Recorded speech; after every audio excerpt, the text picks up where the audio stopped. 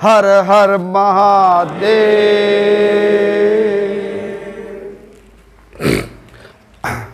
अपन सब लोग बहुत सौभाग्यशाली लोग हैं जिन लोगों ने भारतवर्ष के अंदर जन्म लिया है। कारण कि परमात्मा ने जब दुनिया बनाई थी तो उसको भी कोई देश चाहिए था, समाज चाहिए था।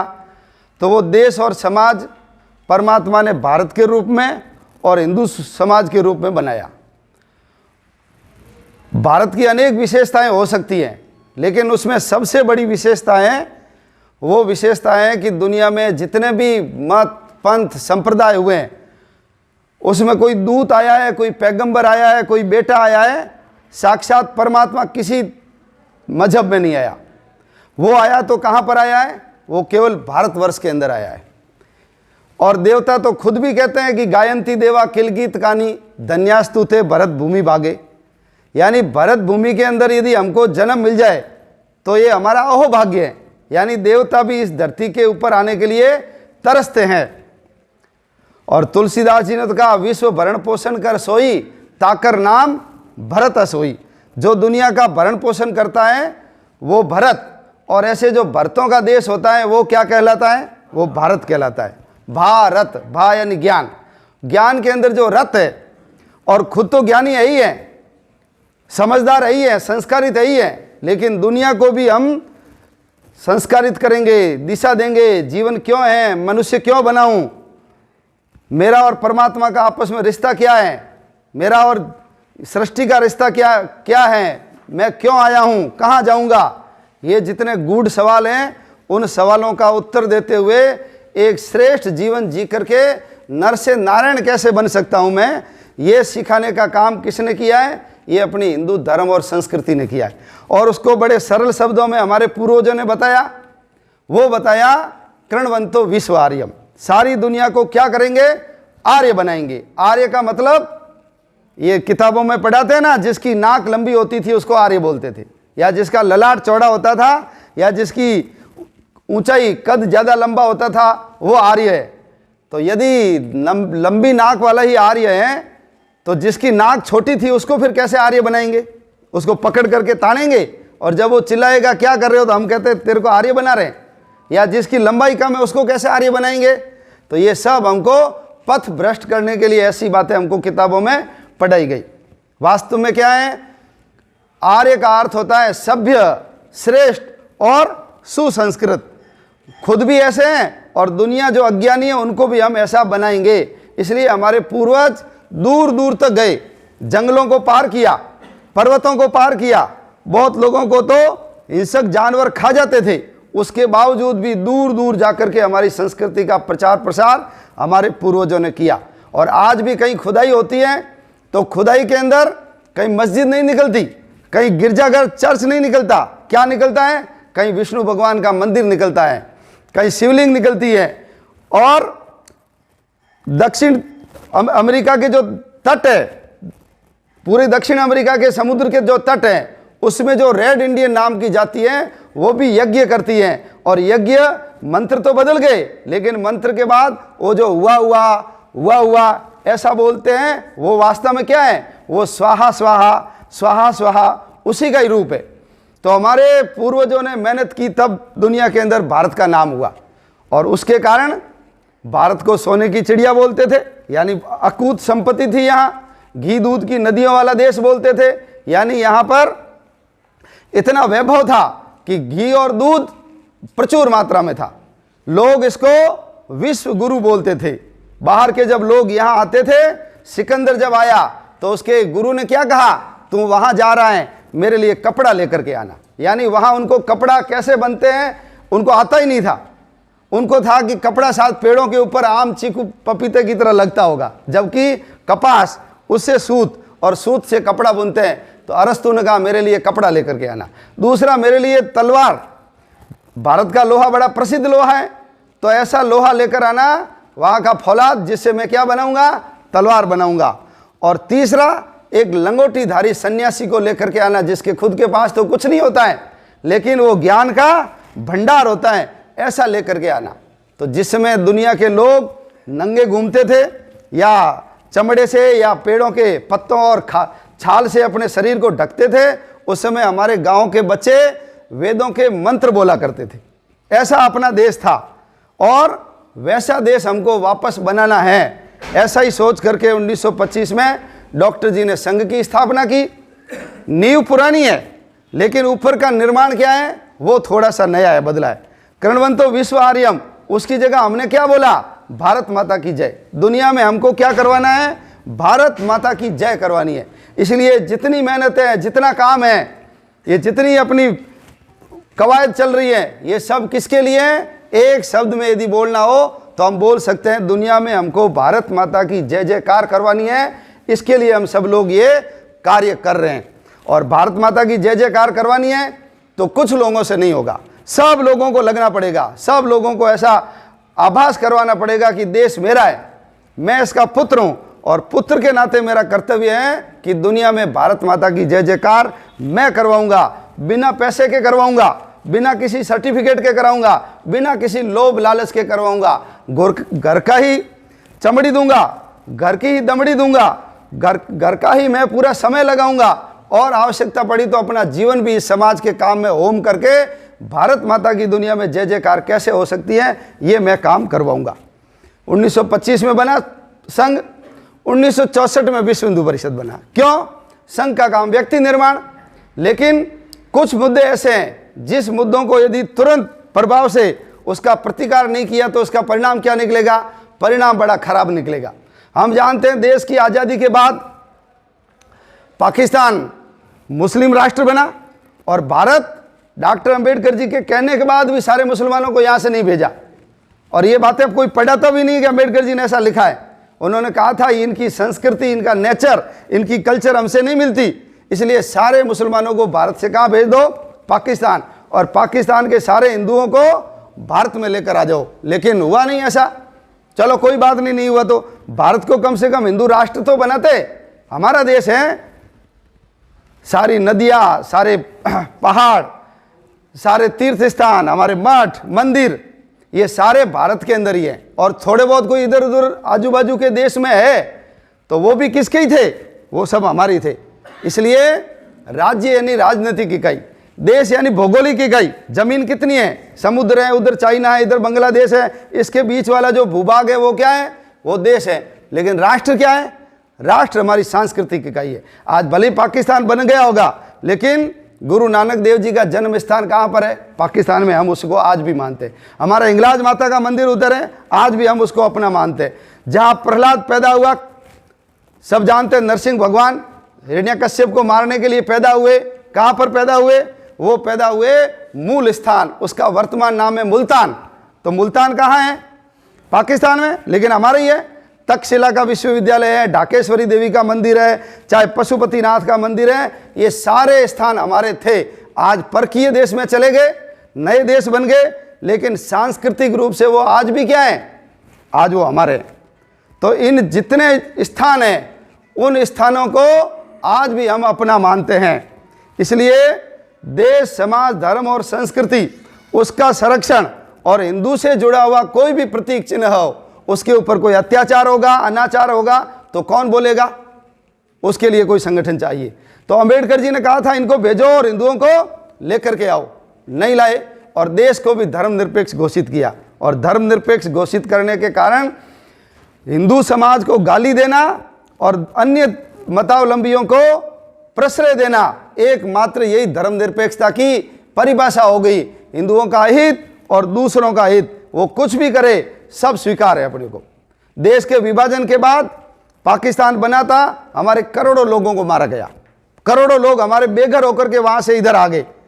तो ऐसी स्थिति में हिंदुओं में भयंकर रोष था और मुसलमान भी डर गया था। यहाँ का सारी दाढ़ी वाड़ी कटा करके टोपियां वोपियां अंदर रख दी थी। क्यों? कहीं हिंदू मेरे को मार नहीं दे, इसलिए अपने आप को मुसलमान दिखाना बंद कर दिया था। उस समय यदि कोई सजग सरकार होती या सजग लोगों के हाथ में नेतृत्व होता, संघ बहुत छोटा था, 22 साल का ही था केवल, लेकिन नेतृत्व नहीं होने के कारण उनको हम हिंदू नहीं बना पाए। यदि थोड़ी सी दम दिखाते, मजबूती दिखाते, तो वो सब लोग हिंदू बनने के लिए वो तैयार थे, लेकिन बनाया नहीं किसी ने। तो ये जो मुसलमान हैं ये सब हिंदू ही थे पहले, इनको वापस हिंदू बनाना पड़ेगा कि नहीं पड़ेगा? बनाना पड़ेगा। ये घर वापसी है, ये धर्मांतरण नहीं है। धर्मांतरित तो हुए हैं, तो भूले भटके को वापस घर लाना किसका काम है? अपना काम है। कौन करेगा ये? उसके लिए संगठन चाहिए था। पाकिस्तान में जो हिंदू रहते हैं, वो चाहे भील हो, मेघवाल हो या किसी अन्य जाति का हो, उसके ऊपर जब अत्याचार होते हैं, उनकी लड़कियों को भगा भगा कर ले जाते हैं, हमारे मंदिर तोड़ते हैं, उसके लिए कौन आवाज़ उठाएगा? हमको एक संगठन की जरूरत थी। हमारी लड़कियों को भगा भगा कर ले जाते हैं मुसलमान, क्यों? हंस के लिया है पाकिस्तान, लड़के लेंगे हिंदुस्तान। दारुल अरब से दारुल इस्लाम में बदलना है, तो आबादी बढ़ानी पड़ेगी ना। आबादी बढ़ेगी तो ही वोट बढ़ेंगे, और वोट बढ़ेंगे तो सरपंच से लेकर राष्ट्रपति तक कौन बनेगा? मुसलमान बनेगा। इसलिए आबादी बढ़ाओ, 4 शादी, 25-30 बच्चे, और फिर हिंदू की लड़की को भी ले जाओ, ये भी मुसलमान बनेगी। और इससे 10-12 बच्चे पैदा होंगे, वो भी कौन होंगे? वो भी सब मुसलमान होंगे। तो ये लव जिहाद को रोकने के लिए कोई संगठन चाहिए था अपने को। छुआछूत समाप्त होनी चाहिए। ये भारत में छुआछूत मुगलों के आने के बाद हुई है, पहले भारत में छुआछूत नहीं थी। क्यों बोलते थे? जन्म ना जायते शूद्रा, जन्म से सब शूद्र हैं। संस्कारात् द्विज उच्यते, संस्कार से द्विज बनता है। वेद पठामि भवेत विप्रा, जो वेद को पढ़ेगा वो विप्र होगा। और ब्रह्म जानामि इति ब्राह्मणः, जिसने ब्रह्म को जान लिया उसी को ब्राह्मण बोलते थे। लेकिन जन्म से सब कौन होते थे? जन्म से सब शूद्र होते थे। अपने को वेद व्यास जी का उदाहरण पता है। कौन थे वेद व्यास जी? माँ कौन थी? सत्यवती, नाव चलाने का काम करती थी। भगवान राम सबरी के वहां भी गए। विदुर दासी पुत्र था, लेकिन बोलो मंत्री बना कि नहीं बना युधिष्ठिर के राज्य के अंदर। महिदास, जिसने ऐत्रेय ब्राह्मण नाम का ग्रंथ लिखा है, कौन था? दासी पुत्र था। परशुराम जी, पिताजी ब्राह्मण थे, माँ कौन थी? माँ रेणुका क्षत्रिय थी। तो दुनिया में बहुत सारे ऐसे उदाहरण हैं जिससे सिद्ध होता है कि भारत में 6ठी शताब्दी से पहले कोई छुआछूत नहीं थी। ये सारे दुर्गुण है, ये मुगलों के आने के बाद हुए। ये चाहे घूंघट प्रथा हो, चाहे रात्रि की शादी हो, चाहे मांस का उपयोग हो, चाहे चमड़े का उपयोग हो। हमारी दादी परदादी जो अनपढ़ है, अशिक्षा का कारण, और ये सुअर पालने का कारण, और मल ढोने का कारण, ये सब कौन है? ये सब इस्लाम के लोग हैं। और अंबेडकर जी ने तो खुद ने भी लिखा है। तो उन्होंने कादम्बरी नाम की जो पुस्तक है उसका उदाहरण दिया। शूद्रक नाम का राजा है, और उसका जो एक उसी शहर के अंदर एक महिला रहती है जो एक चांडाल की कन्या है, और उसके पास एक तोता होता है, उसका नाम वैशंपायन है। तो उसने जाकर के राजा को बताया कि ये जो चांडाल कन्या बड़ी विद्वान है, ये महल में आए जैसी है। तो शूद्रक ने उस चांडाल कन्या से विवाह किया। ऐसा अंबेडकर जी ने अपनी पुस्तक दलित क्यों और कैसे, उसके अंदर लिखा है। तो ये सारे दुर्गुण किनके कारण आए? उनके कारण आए। और हम यदि इनको नहीं मिटाएंगे तो ये जितने भी हमारे अछूत दलित है ना, जिनको आज SC और ST बोलते हैं, हम उनको यदि साथ नहीं लगा लेंगे, अपने घर में नहीं आने देंगे, कुएं में पानी भरने नहीं देंगे, मंदिर में नहीं जाने देंगे, हम उनके घर नहीं जाएंगे, तो बोलो ये जो विद्रोही लोग हैं, विधर्मी लोग हैं, जो नारे लगाते हैं भारत तेरे टुकड़े होंगे ईसा अल्लाह ईसा अल्लाह, तो टुकड़े कैसे होंगे? आपस में लड़ाओ हिंदुओं को। तो वो जाकर के उनमें बैठेंगे और हमारे समाज को तोड़ने का काम करेंगे। इसलिए छुआछूत समाप्त होनी चाहिए। कौन बोलेगा? जातियां बहुत हैं, उनके सब संगठन हैं, लेकिन कोई कभी इन बातों को बोलता नहीं है। संगठन चाहिए। ऐसे ही गौ रक्षा होनी चाहिए, गौ हत्या पे प्रतिबंध लगना चाहिए। नेहरू जी और गांधी जी ने कहा था कि मैं जब, नेहरू जी ने कहा था कत्ल खाने के आगे से निकलता हूं तो मेरी आत्मा चित्कार करती है। और गांधी जी ने भी कहा था कि देश की आज़ादी से भी ज़्यादा जरूरी क्या है? गौ हत्या पे प्रतिबंध। लेकिन देश की आज़ादी के बाद गौ हत्या पे प्रतिबंध लगा क्या? नहीं लगा। मंदिर पे आक्रमण होता है, संत पे आक्रमण होता है, हिंदुओं के साथ कोई ऐसी बलात्कार आदि की घटनाएं होती है, हमारा पीपल कटता है, हमारे धर्म ग्रंथ जलाए जाते हैं। आखिर कौन बोलेगा उसके लिए? 370 धारा खत्म होनी चाहिए। लक्षित हिंसा अधिनियम जो आ गया वो बिल निरस्त होना चाहिए। और ईसाई और मुसलमान मिलकर के हमारे भोले भाले वनवासियों को, गिरी कंदरा वासियों को मारने का और उनको धर्मांतरित करने का काम कर रहे हैं। उनको रोक के लिए कोई संगठन चाहिए था ना। ऐसा सोच करके परम पूजनीय गुरु जी ने 1964 में विश्व हिंदू परिषद बनाया। और जब से विश्व हिंदू परिषद बनाए, हिंदुओं का केवल एकमात्र संगठन ध्यान आता है। तो कौन सा संगठन ध्यान आता है? संघ। और संघ से जुड़े हुए संगठन, विशेष रूप से विश्व हिंदू परिषद, अपने सामने एक मंच के रूप में उपलब्ध है। फिर सभी लोगों को ध्यान आया कि भारत के जितने बड़े बड़े देवताओं के मंदिर हैं, उन मंदिरों को आक्रांताओं ने जब इन भारत के ऊपर आक्रमण किया था तो उसको तोड़ा। उनको मस्जिद नहीं बनानी थी, मस्जिद बनानी होती तो दुनिया में बहुत जगह पड़ी है, और भारत में सबसे पहला चर्च और पहला मस्जिद हमारे हिंदू राजा नहीं बनाया। तो सपाट भूमि पे बना सकते थे, लेकिन नहीं, हिंदुओं को अपमानित करने के लिए, कलंकित करने के लिए उन्होंने जानबूझ करके हमारे भगवान राम के मंदिर को 1528 में किसने तोड़ा? बाबर ने तोड़ा। भगवान श्री कृष्ण के मंदिर को किसने तोड़ा? औरंगजेब ने तोड़ा। भगवान महादेव का मंदिर काशी विश्वनाथ का औरंगजेब ने तोड़ा। मोहम्मद गजनी आया, सोमनाथ का मंदिर तोड़ा। और ऐसे पूरे भारत के अंदर कम से कम 30,000 मंदिर ऐसे हैं जिनको तोड़ तोड़ के उन्होंने उसके ऊपर ऐसे ढांचे बनाए ताकि हिंदू उसको देख देख करके अपमानित होता रहे कि तुम्हारे साथ तुम्हारे पूर्वज कैसे थे और हमने तुमको नीचा दिखाने के लिए यहाँ ये बना, तुम्हारे अंदर हिम्मत है तो तुम इसको मुक्त करवा लो। तो 1528 में बाबर ने तोड़ा। और हमारे महंत अवेद्यनाथ जी हो गए। तो महंत अवेद्यनाथ जी तो बोलते थे कि मैं जो राम के मंदिर के ऊपर ये जो ढांचा बना हुआ है उसको देखता हूं तो मेरे मन में ऐसी पीड़ा होती है कि मेरे बाप को किसी ने मार करके पेड़ से लटका दिया है और वो लठ लेकर के खड़ा है कि तुम्हारे अंदर दम हो तो इस लाश को उतार करके तुम अंतिम संस्कार कर लो। मैं उसको देखता हूं तो मेरे मन में ऐसा भाव पैदा होता है। तो मंदिर की मुक्ति होनी चाहिए, ये हमारे आत्मगौरव का केंद्र है। और जब तक ये अपमानित रहेंगे स्थान, हिंदुओं के मन में कोई ऊर्जा, कोई नया संचार आ नहीं सकता। इसलिए भगवान राम के मंदिर की मुक्ति का कार्यक्रम अपने संतों के मार्गदर्शन के अंदर हमने आरंभ किया।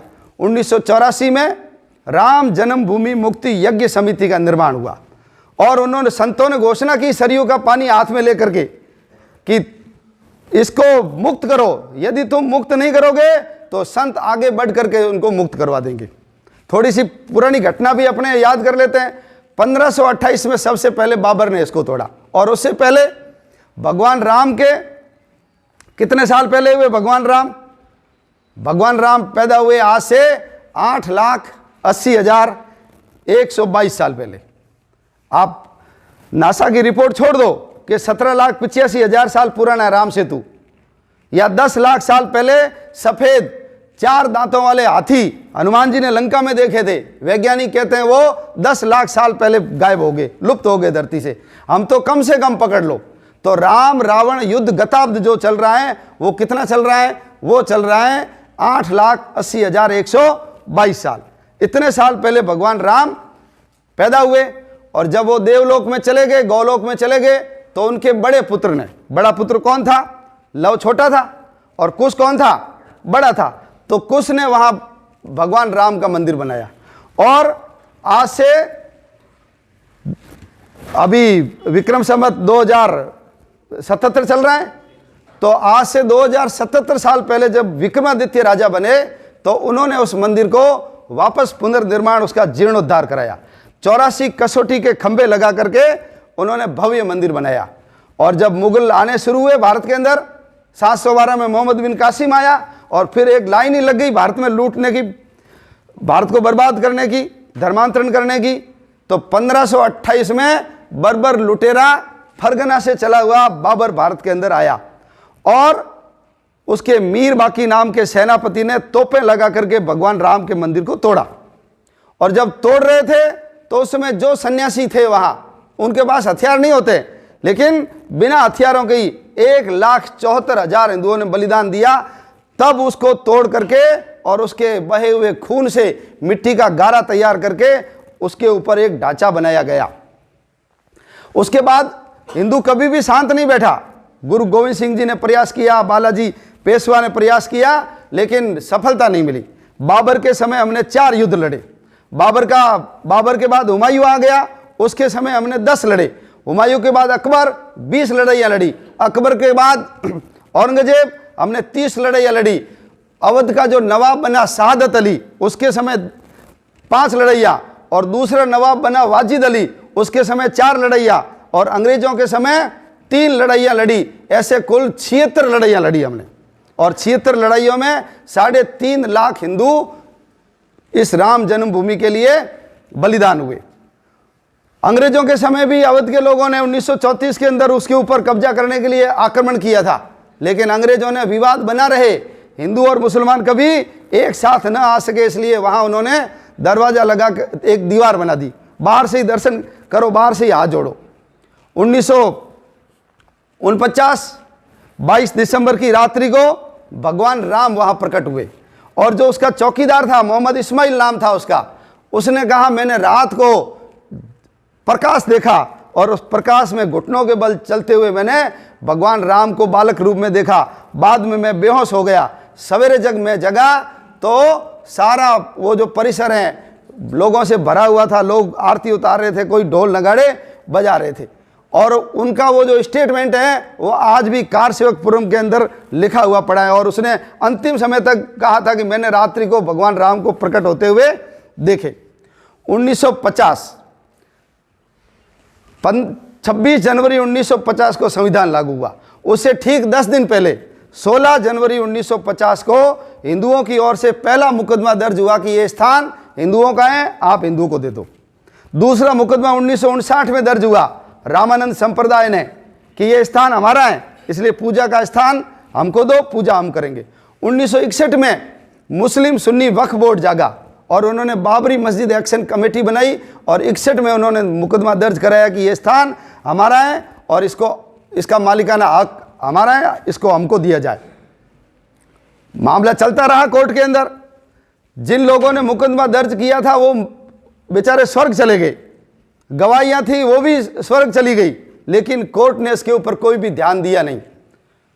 और जब विश्व हिंदू परिषद बन गया संतों के मार्गदर्शन में, 1984 को राम जन्मभूमि मुक्ति यज्ञ समिति नाम का एक संगठन बनाया गया, और उनका काम था जन जागरण के द्वारा मंदिर बनाना। ये मंदिर केवल मंदिर की लड़ाई नहीं थी, ये हमारी अस्मिता की लड़ाई थी, और हम मंदिर के साथ साथ भारत माता का भव्य मंदिर बनाना चाहते हैं, और मंदिर के साथ साथ हिंदू समाज को जगाना चाहते हैं, उसकी सोई हुई चेतना को जगाना चाहते हैं कि तू कहाँ सोया हुआ है, तुम महामानव है, तुम कोई आदम की संतान नहीं हो, आदम की संतान सब आदमी बने, और मनु की संतान कौन बना, मनुष्य बना। हम परमात्मा के भेजे हुए अमर पुत्र हैं, जागो, और यदि तुम नहीं जागे तो फिर आने वाला भविष्य तुम्हारा नहीं रहेगा, हम जगेंगे तो ही राष्ट्र जगेगा। इसलिए राष्ट्र का जो मूल पुत्र है वो कौन है, हिंदू। तो ये मंदिर हिंदू समाज के जन जागरण का केंद्र बनना चाहिए। इसलिए हर व्यक्ति को इस अभियान से जोड़ो, और जब तक एक एक व्यक्ति नहीं जुड़ेगा, ना तो हमारी बात सरकार सुनेगी, ना हमारी बात नेता सुनेंगे, और ना न्यायालय इसके ऊपर ध्यान देगा। इसलिए छोटे छोटे कार्यक्रम लेकर के इस अभियान का आरंभ किया गया। सबसे पहले राम जानकी रथ यात्राएं निकाली। संतों ने सरयू का पानी हाथ में लिया और प्रतिज्ञा की कि इसके ऊपर जो ताले लगे हुए हैं, क्यों जिसमें मूर्ति प्रकट हुई थी उसमें उसके ऊपर ताले लगा दिए थे, हिंदू बाहर से ही दर्शन करता था। ताला खोलो, नहीं तो हम इस ताले को तोड़ देंगे। और अपने ही प्रयास से 1986 के अंदर उसके ताले खुल गए। गंगा जल रथ यात्रा भी चली, बड़े बड़े रथ बनाए गए, उस पर कलश रखे, एक लोटा घर से पानी लाके इसमें डालो और गंगा जल भर करके ले जाओ, ऐसा अभियान चला। और वो पूरे भारत में गंगा जल रथ यात्रा का ही प्रभाव था कि उस समय के तत्कालीन जो न्यायाधीश थे KM पांडे, उन्होंने आदेश दिया था कि इसको ताले को खोल दो, और ताला खुल गया तो अयोध्या के अंदर एक हर्ष का लहर फैल गई, हर्ष की लहर पैदा हुई। उसके बाद फिर मामला लंबा चला, तो अपन लोगों को लगा कि फिर जन जागृति करनी चाहिए। इसलिए राम शिला पूजन कार्यक्रम आया 1989 को। श्री राम लिखा हुआ शिला बनाई गई, हर गांव में भेजेंगे, हिंदुओं से पूजन करवाएंगे, और सभी हिंदुओं को कहेंगे कि ₹1.25 राम जी के नाम का दो, और आप सब लोग 9 नवंबर 1989 को अयोध्या पहुंचिए, और हम भगवान राम के मंदिर का शिलान्यास करके इसको आरंभ करेंगे।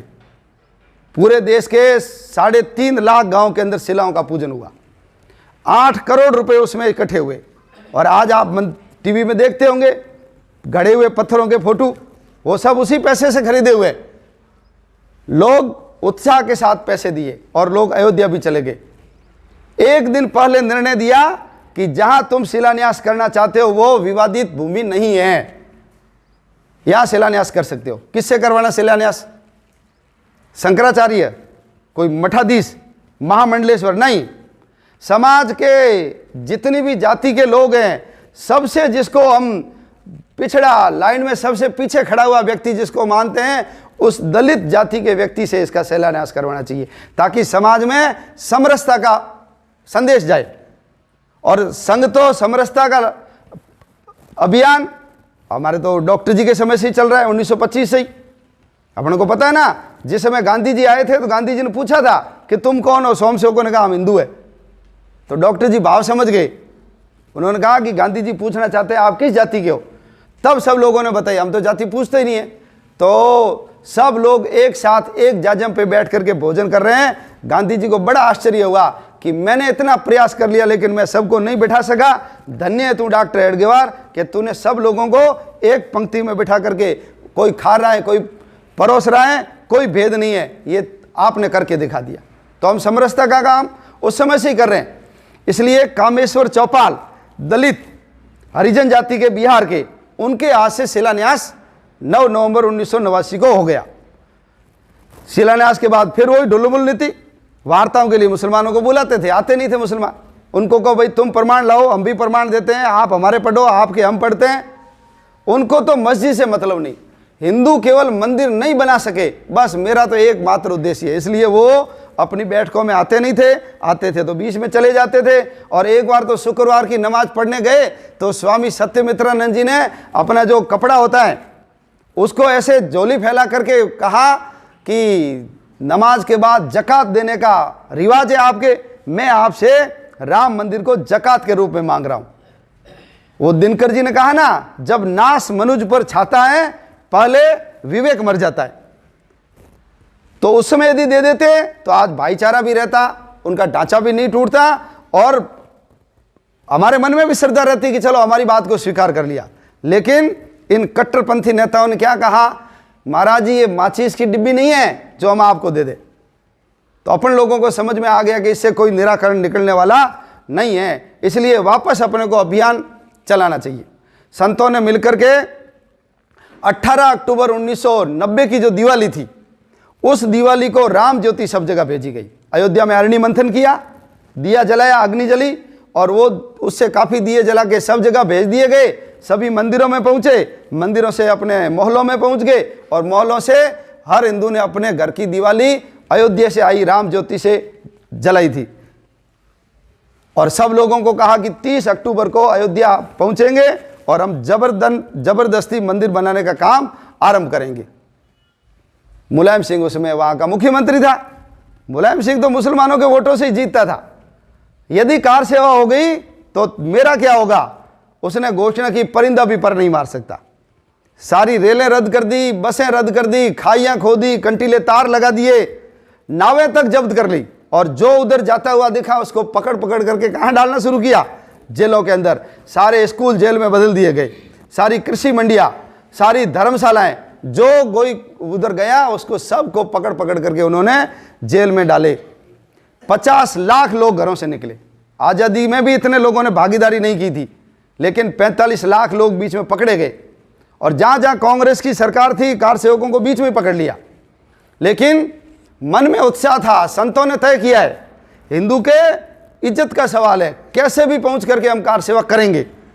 इसलिए लोग पैदल चले, रात को चले, पगडंडियों से छुपते छुपाते आजू बाजू के सारे गांव में जाकर के वो रुक गए। और अयोध्या के लोगों ने तो उनकी इतनी सेवा की जैसे ये कोई सामान्य व्यक्ति नहीं है, भगवान राम 14 साल का वनवास पूरा करके आए हो, ऐसी उनकी सेवा की। और ये जो दक्षिण और उत्तर का भेद था, हम आर्य हैं, ये द्रविड़ हैं, ये सारा समाप्त हो गया। दक्षिण भारत वालों को समझ में आया कि नहीं, हम और ये सब एक है। और 30 तारीख का दिन आया। एक दिन पहले मीडिया ने दिखाया था 29 तारीख को कि कुछ भी नहीं दिखाई देता। सारी जगह रोडों के ऊपर बैरिकेड्स लगे हुए हैं, ग्रीस लगा दिया है, चल नहीं सकता व्यक्ति। और मुलायम सिंह को तो ये भी पता था कि पुलिस मेरी बात मानेगी कि नहीं मानेगी, इसलिए उन्होंने जानबूझ करके जो मोपला पुलिस है केरल की, जिसके अंदर सब मुसलमान हैं, उनको भी वहाँ लगाया ताकि ये तो गोली चलाएंगे। और हम तो नारे लगाते थे, सौगंध राम की खाते हैं, मंदिर वहीं यानी क्या, उसी जगह जहाँ ढांचा खड़ा यहीं बनाना हमको मंदिर। बच्चा बच्चा राम का जन्मभूमि के काम का।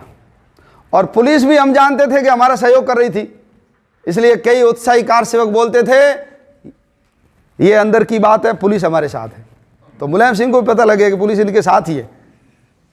तो 30 तारीख को सवेरे हुआ, सारे कार सेवक आजू बाजू के घरों से निकल करके सड़कों पे आ गए और बढ़े, और कुछ लोग उस ढांचे के ऊपर चढ़ गए, पहुंच गए, झंडा लगा दिया और थोड़ी बहुत तोड़ा फोड़ी करके प्लास्टर जाली आदि तोड़ दी। पूरी दुनिया में संदेश गया कि हिंदू जो तय करता है वो होके रहता है। गुस्से से तमतमाए हुए मुलायम सिंह ने 2 दिन के विश्राम के बाद जो 2 नवंबर को वापस कार सेवा हुई, उस समय गोलियां चलाई, और हम सब जानते हैं उस गोलीबारी में हमारे सैकड़ों कार सेवक बलिदान हो गए। अपने यहाँ भी महेंद्र नाथ जी अरोड़ा बलिदान हुए, हमारे सेठाराम जी शारीरिक प्रमुख थे, वो बलिदान हो गए। राम कुमार, शरद कुमार कोठारी 2 सगे भाई थे, एक को गोली लगी, दूसरा बचाना गया तो उसको भी गोली मार दी गई, और लाशों को बोरियों में बंद कर करके सरयू नदी के अंदर बहा दिया गया ताकि किसी को पता नहीं पड़े। सरयू लाल हो गई, अयोध्या की गलियां लाल हो गई। सबको कहा चलिए वापस जाइए, जब अगली बार बुलाएंगे फिर तुम भगवान राम के काम के लिए आना। उसके बाद अस्थि कलश यात्राएं निकाली गई, अस्थि कलश यात्रा, और अस्थि कलश यात्राओं के बाद फिर वही वार्ताओं का दौर, वही कानूनी प्रक्रिया, लेकिन किसी ने अपनी भावनाओं को नहीं समझा। सबका एंगल केवल मात्र यही था, हिंदुओं के पक्ष में निर्णय हो जाएगा तो मुसलमान नाराज हो जाएंगे, और मुसलमान नाराज हो जाएंगे तो हमारी सरकार कैसे बनेगी। इसी दृष्टिकोण के कारण मामला उन्होंने लंबा करते गए। संतों ने फिर निर्णय किया कि अब हम फिर कार सेवा करेंगे, और कार सेवा से पहले फिर जन जागरण होना चाहिए, तो राम चरण पादुकाओं का पूजन करवाया गया। अभी आपने देखा ना टीवी में, सिर पे रख करके भरत चला था, हर जगह गई, और सब हिंदुओं को कहा कि सब लोग गीता जयंती 6 दिसंबर 1992 को कहाँ पहुंचेंगे, अयोध्या पहुंचेंगे। और उत्साहित कार सेवक गए वहां, तो उनको कहा कि रेत ला करके पीछे के खड्डे को भरेंगे, कोई पानी ला करके उसको धोएंगे। तो कार सेवक भी दुखी थे, उनको था कि भाई जब तक ढांचा नहीं हटेगा मंदिर बन नहीं सकता, और ढांचा हटाने का या निर्णय करने का काम तो ये कोई कर ही नहीं रहा है। तो मना करने के बाद भी उत्साहित कार सेवकों ने वो अनियंत्रित हो गए, और हम सब जानते हैं 6 दिसंबर 1992 को वो जो एक कलंक का प्रतीक था, हिंदुओं के माथे के ऊपर एक काला टीका था अपमान का, उसको ध्वस्त करके वहां 25 फीट बाई 25 फीट का एक चबूतरा बना करके 4 बलियां लगाकर टेंट लगा करके अस्थायी भगवान राम का मंदिर वहां निर्माण कर दिया। और जब ये काम हो गया, उसके बाद अपने संगठनों के ऊपर प्रतिबंध लगाया गया, बीजेपी की सरकारों को बर्खास्त किया गया, संघ के ऊपर प्रतिबंध लगा, विश्व हिंदू परिषद के ऊपर प्रतिबंध लगा। 1993 में शंकर दयाल जी शर्मा ने इलाहाबाद हाईकोर्ट से पूछा कि 1528 से पहले यहां क्या था। तो इलाहाबाद हाईकोर्ट ने वापस पूछा कि हम मेहनत करके आपको बता भी देंगे तो आप क्या करोगे बताओ। तो शंकर दयाल जी ने लिखित में दिया था, कांग्रेस के है, ध्यान रखना, वो नेता थे पहले, बाद में राष्ट्रपति बने, कि यदि यहां खुदाई के अंदर नीचे मंदिर के अवशेष निकलेंगे तो ये स्थान मंदिरों को, हिंदुओं को देंगे, और यदि सपाट भूमि के ऊपर मंदिर बना हुआ, ये ढांचा बना हुआ था, यानी नीचे कुछ भी नहीं निकला, तो ये स्थान किसको देंगे, ये मुसलमानों को देंगे। इलाहाबाद हाईकोर्ट ने कनाडा से जो जमीन के एक्सरे करते हैं ऐसे एक्सपर्ट लोगों को बुलाया, मशीनें मंगवाई, और उसकी एक्सरे करवा करके उस टीम ने ऐसे 36 स्थान बताए कि यहाँ यदि तुम खुदाई करोगे तो नीचे से किसी पुरानी बिल्डिंग के अवशेष निकलेंगे। आधे हिंदू कारीगर, आधे मुसलमान कारीगर। भारतीय पुरातत्व विभाग के मार्गदर्शन में खुदाई की गई। और अभी जब राम मंदिर का विषय चला तो एक के मोहम्मद नाम का व्यक्ति बड़ा चर्चा में आया, आपने सुना भी होगा इंटरव्यू। कौन है के मोहम्मद? भारतीय पुरातत्व विभाग का एक कर्मचारी है। 1986 के अंदर वो जो राम मंदिर की सर्वे करने टीम गई थी उसका सदस्य था, और उसने तो उसमें 1986 में कह दिया था कि ये भगवान राम का मंदिर आप दे दो, कोर्ट में हार जाओगे और तुम्हारी इज्जत भी जाएगी, जगह भी जाएगी। क्यों? उन्होंने कहा था कि मैंने जब जाकर देखा तो वो ढांचा बना हुआ, उसके अंदर कसौटी के खंभे दिख रहे थे, मकर मुख लगा हुआ था, होता है ना अपने मंदिर के प्रवेश करते हैं दरवाजे के नीचे घरों में तो आजकल सपाट होते हैं, मंदिरों के ऐसे देहरी होती हैं, वहाँ मगरमच्छ का मुंह होता है। हनुमान जी की मूर्ति दिख रही थी, एक जगह ओम लिखा हुआ था, और कसौटी के खंभे, तो उसने उस समय कहा था। लेकिन 1993 में ये उस समय सामान्य कर्मचारी या कोई पद रहा होगा, ये चीफ बन गए थे। इन्हीं के मार्गदर्शन में खुदाई हुई भारतीय पुरातत्व विभाग, और जो अवशेष निकले वो सब सिद्ध करते थे कि यहाँ पहले क्या था, यहाँ मंदिर था। क्या निकला? 4 अलग अलग परतें निकली, यानी मंदिर एक बार नहीं बना है, वो 4 बार बना हुआ है। 52 खंभे निकले, वराह की मूर्ति निकली। वराह समझते हो ना, वराह यानी सुअर, जिसको हम अवतार मानते हैं, वराह अवतार। और मस्जिद में तो सुअर होता ही नहीं है कभी, क्यों? उसको तो नापाक मानते हैं। कमल का फूल निकल गया, बड़ा एक मंदिर में बजाने वाली जो घंटी होती है टंकोरा, वो निकल गया। शिवलिंग निकली, एक छोटा मंदिर निकला, अंदर कुआं भी निकल गया। और 1114 का एक शिलालेख निकल गया, जिसमें गोविंद चंद्र गहड़वाल नाम के किसी व्यक्ति ने, राजा ने वहां पर विष्णु हरि का मंदिर बनाया। 5 बाई 2.25 फीट का बड़ा शिलालेख निकल गया। उन्होंने रिपोर्ट दी कि ये क्या था, ये पहले यहां मंदिर ही था, उसी के ऊपर ये बनाया गया है। और उससे पहले शंकर दयाल जी शर्मा को हमने 1993 के अंदर पूरे भारत में हस्ताक्षर करवा के दिया था कि ये स्थान हमको दे दो। अब 10 करोड़ लोगों ने हस्ताक्षर किए थे। और इलाहाबाद हाईकोर्ट ने 2010 के निर्णय के अंदर, मालिक तो एक ही होता है ना, उसके 3 मालिक बना दिए, यानी 3 टुकड़े करके एक रामानंद संप्रदाय को दिया, एक रामलला स्वयं विराजमान को दिया, और एक मुस्लिम सुन्नी वक्फ बोर्ड को दे दिया। मामला चला गया सुप्रीम कोर्ट में, और सुप्रीम कोर्ट में 10 साल तक वो मामला चलता रहा। तो इस बीच में भी हमने जन जागरण के अभियान बंद नहीं किए थे। आपको याद है, श्री राम जय जय राम, माला जपो, आया था ना अभियान। सब भगवान से प्रार्थना करो कि इनको सद्बुद्धि दो और निर्णय करें हमारे पक्ष में। और उसके बाद हनुमत शक्ति जागरण यज्ञ आया था, सब लोगों ने यज्ञ करके प्रार्थना की थी, भगवान इनको सद्बुद्धि दो तुम। और अभी अपन सब जानते हैं कि पिछले वर्ष भारत के सुप्रीम कोर्ट ने ये फैसला दिया कि ये पहले क्या था, ये मंदिर था, और निर्विवाद रूप से भगवान राम की जन्मभूमि यही है। और 5 जजों की बेंच ने ये फैसला करके अपने पक्ष में ये निर्णय दे दिया है। और थोड़े दिन पहले तो हमारे प्रधानमंत्री जी वहां गए, शिलान्यास हुए, बहुत साल हो गए, इसलिए वापस भूमि पूजन करके काम शुरू करेंगे। और भूमि पूजन हुआ, और भूमि पूजन हुआ तो पहली बार लोगों ने देखा कि कोई भारत का प्रधानमंत्री पहली बार साष्टांग दंडवत कर रहा है। हम भी नहीं करते हैं, मंदिर में जाते, हाथ जोड़ते, टंगोरी बजाते, लेकिन देश का प्रधानमंत्री जब साक्षात भगवान के सामने सो करके साक्षात दंडवत करता है, साष्टांग दंडवत करता है, तो आम व्यक्ति के मन में बोलो राम के प्रति श्रद्धा पैदा होगी कि नहीं होगी? जैसा जैसा बड़े लोग आचरण करते हैं, छोटे लोग वैसा ही सीखते हैं। आप घर में देखते हो ना कि मैं बच्चे को कुछ बोलूं और बच्चा करेगा नहीं करेगा, कभी भी आप जो करते हो वो बच्चा करेगा। तो आज गंगा की आरती उतारी हमारे प्रधानमंत्री ने, उतारी किसी गया ही नहीं कभी कोई।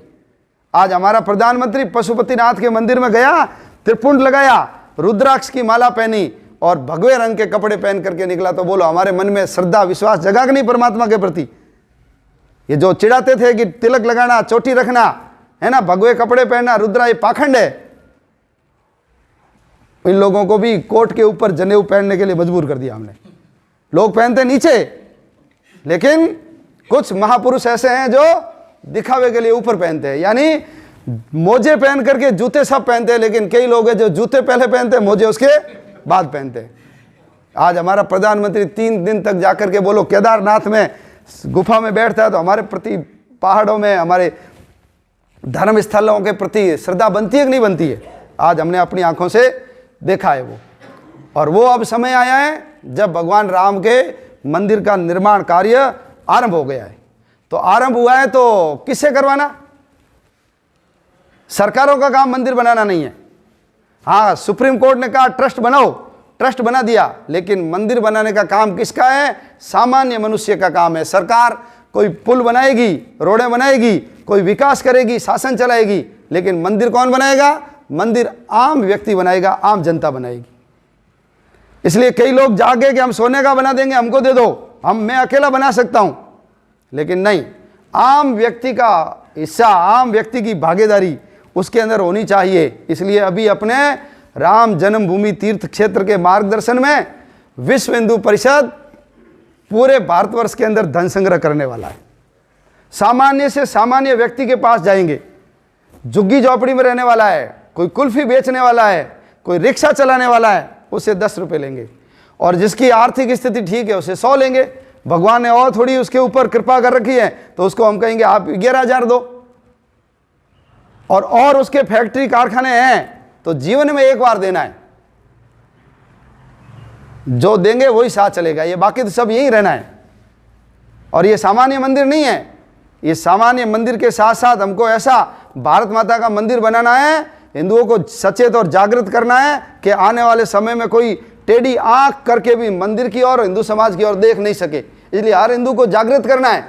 तो ये राष्ट्र मंदिर का निर्माण है, तो किसी घर को नहीं छोड़ना, 100% घर करेंगे। और भारत के अंदर जितने गांव हैं वो सभी गांवों के अंदर जाकर हर हिंदू से पैसा लेंगे। परमात्मा की जिसके ऊपर ज्यादा कृपा है उनको कहेंगे आप जितना दे सकते हो दो। और अभी आपको पता है 5 लोगों ने 5 करोड़ रुपए, 1-1 करोड़ रुपए की घोषणा की, 1-1 करोड़ रुपए दूंगा। राम का ही तो है सारा, और देंगे तो राम जी अपने आप ही वापस दे देंगे हमको। इसलिए दुनिया में देख लो, जो दान करने वाला कोई गरीब व्यक्ति है क्या, आप मेरे को बता दो कि मैंने दान करने वाले को गरीबी की हालत में देखा। कोई गरीब नहीं रहता, जो दान करता है भगवान उसको 10 गुना ज्यादा देता है। तो हम अपना दिल खोल करके पैसे दें और उससे आग्रह करके लें कि आप 1000 रुपये दोगे भाई साहब, ऐसी बढ़िया स्थिति आपकी, नहीं, आपसे हम 21,000 की आशा करते हैं, वो देगा। आग्रह करेंगे तो वो देगा। क्यों? क्योंकि ये मंदिर पहले जो स्थिति थी उस स्थिति में हमने छोटा मॉडल बनाया था, लेकिन अब अनुकूलता हो गई, अपने पक्ष में आ गया, तो लोगों की भी मांग हो गई इसको भव्य बनाओ, तो ये पहले से इसका आकार भी अपने बढ़ा दिया है। इसलिए ये 235 बाई 360 फीट लंबा बनेगा। और हाइट कितनी रहेगी इसकी ऊंचाई? 161 फीट ऊंची रहेगी। सर्वे किया गया है, उसके लिए बहुत मेहनत हुई है, पेपर वर्क हुआ है, जमीन की टेस्टिंग की गई है। तो जमीन थोड़ी सी पोली है, लूज सैंड बोलते हैं जिसको, अपने दोहरे होते हैं ना ऐसे, तो इतना वजन आएगा तो धसक जाएगा। तो नीचे उसकी बोरिंग करके देखा गया कहाँ तक कठोर भूमि है, तो 200 फीट पे कठोर भूमि है। तो जमीन के अंदर 200 फीट गहरे ऐसे 2000 पिलर खड़े करेंगे, 2000 पिलर, उसके ऊपर उसका वजन आएगा। तो वजन सब कहाँ चला जाएगा? ठेठ नीचे। तो मंदिर में कोई दरार नहीं आएगी। और बंसी पहाड़पुर, अपने भरतपुर का जो पत्थर है वो सर्वोत्तम पत्थर है, जो आने वाले 1000 साल तक न तो उसका रंग फीका होगा, न हवा के कारण उसमें कोई घिसाई होगी, इसलिए वो पत्थर चयन किया गया है। ये जो अपने अंतरिक्ष का अनुसंधान करने वाली अपनी जो संस्था है इसरो, उनसे भी मंगाया गया कि आप पिछले हमको 2000 साल का जमीन का फोटो वगैरह करके आप बताइए कि सरयू नदी का क्या क्या रुख रहा है। तो उन्होंने बताया है कि 2000 साल में 5 बार सरयू ने रास्ता बदला है। तो आने वाले समय में फिर रास्ता बदल सकती है वो। तो ऐसा नहीं है कि रास्ता बदले पानी के कारण फिर कटाव हो जाए। तो जिधर सरयू चलती है वहां बड़े बड़े पत्थर लगा करके एक मजबूत दीवार खड़ी की जाएगी। और जब 200 फीट नीचे गहरी नींव होगी तो थोड़ी बहुत मान लो कल मिट्टी हट भी जाएगी तो कोई भी फर्क पड़ेगा नहीं मंदिर के ऊपर। तो बड़ा ठोस और पत्थर लगा करके मंदिर बनाएंगे और अपन सब लोग उसके अंदर सहभागी बने। क्यों? क्योंकि इस मंदिर निर्माण के कारण लोग इंतजार करते करते चले गए, मुकदमा दायर करने वाले लोग चले गए और कितने कार सेवक भी बलिदान हो गए। हम सब वो सौभाग्यशाली लोग हैं जो आज इस मंदिर को पूरा होते हुए देखेंगे। और कल जब पूरा हो जाएगा पूरे परिवार को बिठाकर कार में ले जाएंगे, चलो तुमको दर्शन करवा के आते हैं। और जब वहां जाएंगे तो हम हमारे बेटे पोते को भी बताएंगे हमारे घर का भी अंशदान इसमें लगा हुआ है। और जो रसीद मिलेगी अपने को बड़ी है, पोस्ट कार्ड साइज की, तो उसको मड़वा के रखना। हम चले जाएंगे तो हमारी पीढ़ियां देखेगी कि हमारे बाप दादों ने राम मंदिर के लिए इतना रुपया दान दिया था। तो अलग से चित्र देने की जरूरत नहीं, वही चित्र है। हाँ, बड़ी राशि के लिए चित्र अलग से आएगा, लेकिन सामान्य 10 रुपया, 100 रुपया, 1000 रुपये का जो कूपन वाला है उसको वही चित्र हो जाएगा। और बाकी बड़ी राशि वाले हैं उन सबको एक चित्र अलग से दिया जाएगा। तो अपन सब लोग इस अभियान में लगे, क्योंकि हमारे आज बहुत युवा बैठे हो अपने, बहुत सारे लोग कार सेवा में गए नहीं, ढांचा टूटता हुआ देखा नहीं, प्रतिबंध लगा, है ना, गोलियां चली, कार सेवा हुई, अपने को याद नहीं। लेकिन हमारा सौभाग्य है कि हम ऐसे समय भगवान ने हमको जन्म दिया है कि हम मंदिर बनता हुआ देखने वाले हैं। तो अपन सब लोग समय का दान दें। बिना समय दिए ये कभी भी बनना संभव नहीं है। तो मैं 15 दिन दे सकता हूं, मैं महीना दे सकता हूं, ऐसा संकल्प करना चाहिए अपने को। क्यों? मजबूरी में आदमी सब करता है। टांग टूटती है, बोलो 3 महीने प्लास्टिक बांध करके पड़ा रहता है कि नहीं पड़ा रहता है घर पे। कोरोना के अंदर बोलो 3 महीने दुकानें बंद रही कि नहीं रही। अभी अपने में से किसी को हो जाए तो बोलो हम 21 दिन बंद रखेंगे कि नहीं कमरे में, हमको चिकित्सा विभाग वाले छापा लगा देंगे घर पे आकर के। कुछ भी हो सकता है। तो मजबूरी में नहीं, मैं सर लगाना पड़ेगा, लगाऊंगा दुकान के ताला, क्या फर्क पड़ गया। भगवान राम के लिए लोगों ने जिंदगी दे दी ना, 7 दिन बंद कर दूंगा दुकान तो क्या फर्क पड़ेगा। पूरा समय लगाना, और समय लगाएंगे तो धन की कोई भी कमी आने वाली नहीं है। सबसे बड़ी बात है समय लगाना। समय दे देंगे तो सब काम हमारा यहाँ संभव होने वाला है। इसलिए आप सब लोग, मैं प्रतिदिन 7-8 घंटे दूंगा। मैं 7 दिन तक कार्यालय में आके बैठ जाऊंगा कि मेरे को जो बताओगे, जहां भेजोगे मैं जाऊंगा। 15 दिन का समय दूंगा, महीना दूंगा, ऐसा अपने को संकल्प करना चाहिए।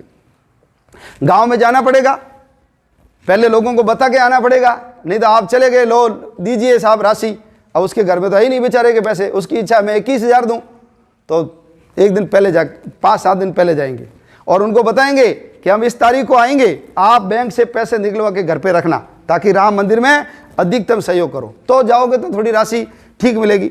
या एक गांव के अंदर हम गाड़ी भर के जाएंगे, 8-10 लोग, दिन भर रुकेंगे, गली गली मोहल्ले मोहल्ले में घूमेंगे, माइक लेकर के घूमेंगे, एक जगह बुला लेंगे, कुछ लोग वहां कटवा देंगे, कुछ लोगों के घर चले जाएंगे।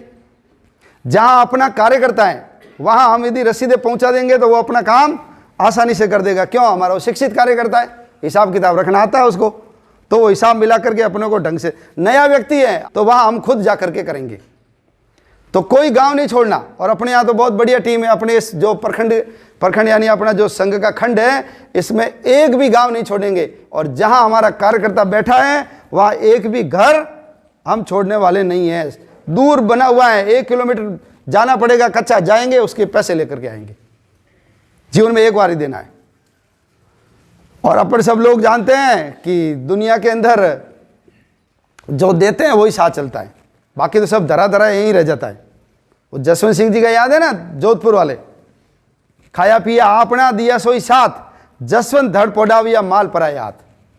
और अपने इसलिए बोला कि पूत सपूत तो क्यों धन संचय, पूत कपूत तो क्यों धन संचय। अच्छा बेटा है तो कमा लेगा, और कपूत है तो क्या करेगा, वो सब उड़ा देगा। इसलिए बेटे को पैसे वैसे ज्यादा नहीं देके जाना, उसको कहना तू ठीक है ना, तो मैंने मेहनत की, तू भी मेहनत कर।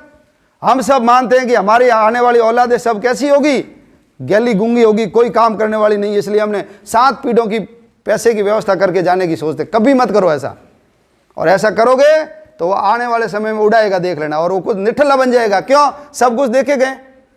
मेहनत करके कमाते हैं ना पैसे, तो खर्च करते समय सोचता है कि कमाया कैसे जाता है, उसको फ्री की मिली है, फिर वो कल दारू पिएगा, कोई जुआ खेलेगा, कोई सट्टा करेगा। तो बच्चे को संस्कार देना, उसको समय देना। और जो बच्चों को समय नहीं देगा, आप तय समझ लेना कि आपको भी आने वाले टाइम में बच्चा समय देने वाला नहीं है। क्यों? क्योंकि आपने उससे संस्कार की बात की नहीं, केवल पैसे का पूत बनाया, तो आपकी क्या हालत होगी, वैसे ही होगा। तो पैसा अपने सिर चढ़ के नहीं बोलना चाहिए कभी भी। वो सेठ छाजूराम जी थे हमारे हरियाणा के, सुभाष चंद्र बोस ने कहा तुम मुझे खून दो, मैं तुम्हें आज़ादी दूंगा। तो उन्होंने उस समय, यानी 1935 के आसपास की बात है ये, तो 1935 में उन्होंने उस समय 3 लाख रुपए दिए। आज कल्पना कर लो कितने रुपए हुए। और उन्होंने कहा था मेरी उनकी फैक्ट्रियां थी, ये जूट वगैरह की मिल बेचनी पड़ी तो बेच दूंगा, लेकिन पैसे दूंगा आपको। और मेरे बेटा नहीं है, इसलिए मेरी बेटी को ले जाओ। अपनी बेटी को भी दे दिया उन्होंने। अंग्रेजों को पता लगा, पूरे परिवार को खत्म कर दिया। तो ऐसे लोग हैं, इसलिए उनको आज हम याद करते हैं। कौन याद करता है? हमारे दादे परदादे को। और उसे 2-3 पीढ़ी तो हम कभी याद ही नहीं करते कि बेचारों ने कितने पापड़ बेले होंगे, तब हम जाकर के पैदा हुए। तो आप क्या समझते हो, आपकी औलादें आपको याद करेगी? कभी नहीं करने वाली है। इसलिए भगवान के राम के काम के लिए जितना दे सकते हो दो। कष्ट होना चाहिए तो वो दान है, समर्पण है। कष्ट ही नहीं हुआ, जेब में हाथ डाला, देखा हाँ ये 100 का नोट ले जाओ आप, अरे तेरे पास 2000 का भी था ना, नहीं, ये वृत्ति हिंदुओं की खत्म करनी पड़ेगी। मुसलमान अपनी आय का 40वां भाग जकात में देता है। 40वां भाग समझते हो, 2.5%। गरीब से गरीब मुसलमान देता है। इसलिए मुसलमान प्याऊ नहीं बनाता, चुग्गा घर नहीं बनाता, वाटर कूलर नहीं लगाता। मुसलमान कभी भूकंप बाढ़ में पैसा नहीं देता। पैसा किसको देता है? जो देश के ऊपर मुसलमानों का राज स्थापित कर देगा। इसलिए हिजबुल मुजाहिदीन, लश्कर तौयबा, ISIS, सिम्मी, ऐसे 18 आतंकवादी संगठन है, ये सारा पैसा उनको जाता है। ये प्रधानमंत्री राहत कोष में भी देता नहीं। कहीं बाढ़ वगैरह आ जाए ना तो फटी हुई लुंगी भी नहीं देते उनको। तो हम केवल उनकी आलोचना नहीं करेंगे, अपन को सीखना भी चाहिए, सीखना भी चाहिए। वो करते मैं क्यों नहीं करूंगा? और मना कौन करता? आप मालिक हो ना, दो आप, क्या फर्क पड़ता है? और दोगे तो मैं पक्का कहता हूं आपको 10 गुना मिलेगा। इसलिए मैंने कहा कोई बता दो जो दान देता है गरीब है। वो गरीब इसलिए नहीं है क्योंकि दान देता है, और हम तो इन्वेस्ट करना ही नहीं चाहते और चाहते हैं कि हमको पैसे मिल जाए। कहां से मिलेंगे? आप करो तो सही थोड़ा इन्वेस्ट। आप भगवान के काम के लिए दोगे, अपने को मिलेगा। इसलिए छोटी छोटी आज जैसे बड़ी बैठक हुई है, छोटी बैठ के करो और सबको गांव बांट दो। कौन कौन कहां करेगा? और जहां बड़े शहर हैं उसमें अपनी गठ रचना आई है, वार्ड रचना भी कर सकते हो, या भाग रचना, या जो भी अपना कार्य प्रणाली का हिस्सा है उसके अंदर बांट करके आप काम दीजिए। 14 जनवरी मकर संक्रांति से ये माघ पूर्णिमा, ये लगभग 42 दिन का अभियान चलेगा। तो 30 तारीख तक तो बड़ी राशि इकट्ठी करना। बड़ी यानी क्या? लाख, 5 लाख, 11 लाख, 21 लाख, 51 लाख, 1 करोड़। लेकिन मांगो आप, उसकी औकात करोड़ की है। आप जाकर के हाँ भाई साहब 11,000 दे दो, तो दे देगा। उसको क्या जोर आएगा? उसको बताओ सही कि आप 1 करोड़ वाले हो, तो वो कितना करेगा भाई? 1 करोड़ मांगोगे तो कितना देगा आपको? 11,000 तो देगा नहीं। वो भी तो समझता है ना, 1 करोड़ का मेरे को माना है तो मैं 11,000 दूंगा। वो आपको 51 लाख देगा। 51 नहीं दे तो 25 लाख तो देगा ही देगा। आप रोते ही रोते जा रहे हो। अपने कहते हैं रोता जाता मरे के समाचार लाता है। होता है कि नहीं होता है? इसलिए उसकी जैसी कैपेसिटी है। मैं तो कहता हूँ जो ये स्वेटर बेचने वाले आते हैं, देखे रोड के किनारे बैठे, वो कहते हैं कितने का जैकेट? 2,000 रुपये का। वो रेलवे स्टेशन जोधपुर के आगे बहुत बैठते हैं। फिर आप कहते नहीं लेना मुझे, तो आप बताओ कितने में दोगे? कितना रुपये दोगे बताओ? फिर हम देखते हैं यार 2,000 बताए, कितने कम कर रहे थे? तो अपने कहते 1500 में दे दोगे, हाथ दो। अब हम 1500 में डरते हैं, अरे 1500 कर रहा है, इसका मतलब ये तो कितने का? उसको पता है ये 1000 का है। 2,000 कहूँगा तो ये 500 कम करवा के 1500 देगा, तो ये 500 कमाऊंगा ना। तो अपने को थोड़ी बढ़ियागिरी सीखनी पड़ेगी कि नहीं सीखनी पड़ेगी? सीखनी पड़ेगी। तो आप उसकी कैपेसिटी के हिसाब से कहो भाई साहब आप दो। आज जोधपुर में 5 लोगों ने 1-1 करोड़ दिए। यदि हम नहीं कहते तो देते क्या? विज्ञापन तो बहुत समय से आ रहा था ना कि ये बैंक में कोई देना चाहे तो डाल दो। वो तो डाला तो नहीं, उन्होंने नहीं डाला। क्यों? हिंदू है ना, हिंदू है, समझते हो ना। देना होता है तो छोटे छोटे पेड़े दे दो सबको, लास्ट में बड़ा पेड़ा खुद के लिए रखो। और किसी के सामने थाली करो तो उठाने वाला कौन सा पेड़ा उठाएगा? बड़े वाला उठाएगा। तो लेना हो तो ज्यादा और देना है तो कम। और फ्री में दे तो फ्री में दे तो नाग भी लेने के लिए तैयार है। फ्री में आ रहा, ले लो, सांप भी ले लो, बिच्छू भी ले लो। तो अपनी ये वृत्ति छोड़नी पड़ेगी। तो लोगों से मांगना, मेरी बेटी की शादी की थोड़ी मांग रहा हूँ भाई, मेरे कोई घर थोड़ी बनाना है, कोई दुकान थोड़ी शुरू करनी है, भगवान के लिए मांग रहा हूँ ना। आपकी है परमात्मा की स्थिति है, दी आपको, आप दीजिए पैसा।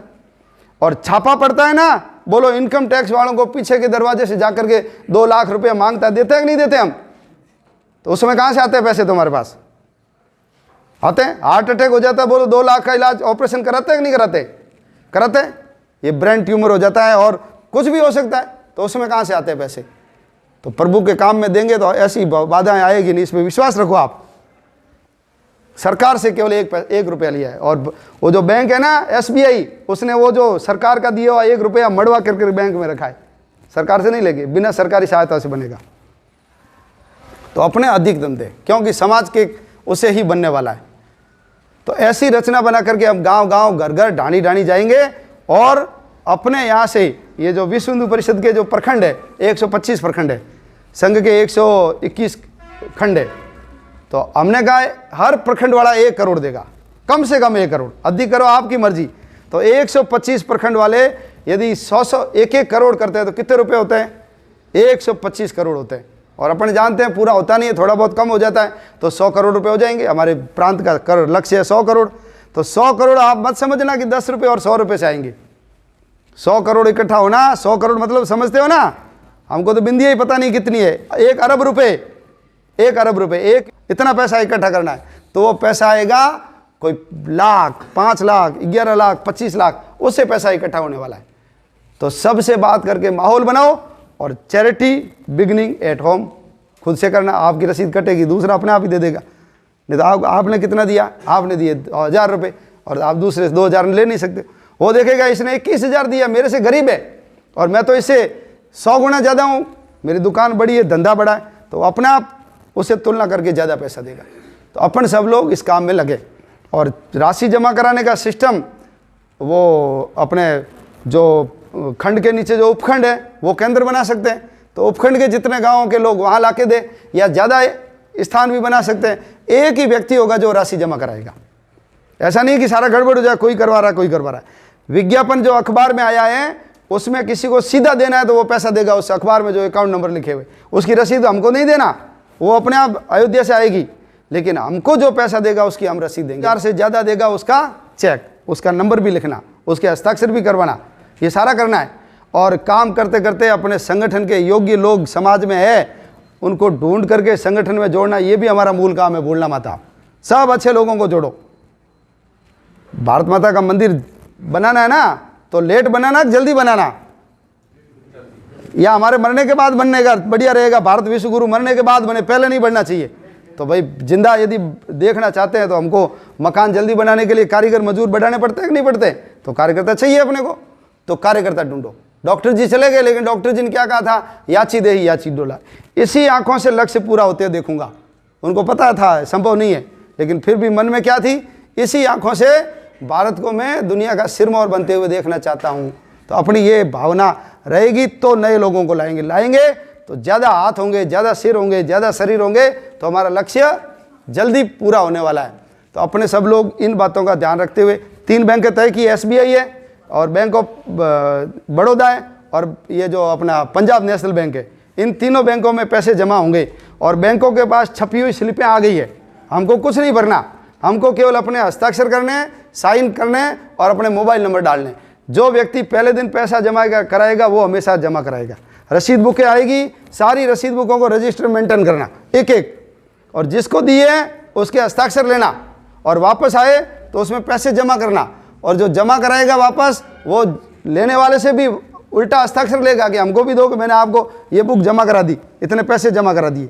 तो ये कार्यालय खोलना पड़ेगा, एक कंप्यूटर लगाना पड़ेगा, नहीं तो आज से तो कब तक करेंगे। तो अपने को एक कार्यालय का भी यहाँ कहीं न कहीं जगह देख करके और करना चाहिए। रसीद बुकें थोड़ी आई अभी, पत्रक लगभग जिला केंद्रों पे सब जगह पहुँच गए, जो हर 10 रुपये 100 रुपये वाले को देने। तो रसीद बुकें पूरी आ जाएगी तब तक दे देंगे। अभी अपने काफ़ी दिन पड़े हैं, तो रसीद बुकें पहले आ जाएगी, कूपन फिर 30 के बाद अभियान है, तो हो सकता है थोड़ा लेट आए। लेकिन अपन सब लोग लग करके अपने जीवन का एक स्वर्णिम अवसर है, भगवान ने हमको ये मौका दिया है। और हम भी जब बूढ़े हो जाएंगे तो बच्चों को, जैसे ये कार सेवक आए ना यहाँ भी, भाई साहब ने नाम लिया किसी का, ये इनसे पूछना है अपने अनुभव कैसे गए थे, ये इनसे पूछना। तो आप भी अपने बेटे पोतों को अनुभव सुनाओगे कि राम मंदिर के लिए मैंने ये किया, वहाँ गए, ऐसा किया, रात को रुके, वहाँ भूखे रह गए, है ना, वहाँ गाड़ी पंचर हो गई तो भी लगे। ऐसे जीवन की यही तो चीज़ें हैं ना, खाना पीना, मकान बनाना, बच्चे पैदा करना, तो ये तो सामान्य कीड़े मकोड़े भी करते हैं। हम कौन सा महान काम कर रहे हैं? ये जो घर का लाभ होता है वो छोड़ के दूसरे काम करते हैं, वही वास्तव में काम है। तो अपने सब लोग इन काम में लग करके, और ये अपनी आंखों के सामने भगवान राम का जो भव्य मंदिर बन रहा है उसके अंदर हम सब सहभागी हो और भगवान से प्रार्थना करें कि हमको शक्ति, ताकत, बुद्धि दे। और तो मंदिर के साथ साथ आने वाले 2025 तक भारत विश्व गुरु, अमेरिका जैसी धाक वाला दादागिरी तो नहीं कहते, लेकिन कोई हमारे ऊपर दादागिरी नहीं कर सके, ऐसा हम प्रतिकार करने वाली शक्ति, अजय शक्तिशाली भारत बना सके, ऐसा परमात्मा से निवेदन करते हुए मेरी बात पूरी करता हूँ। जय श्री राम।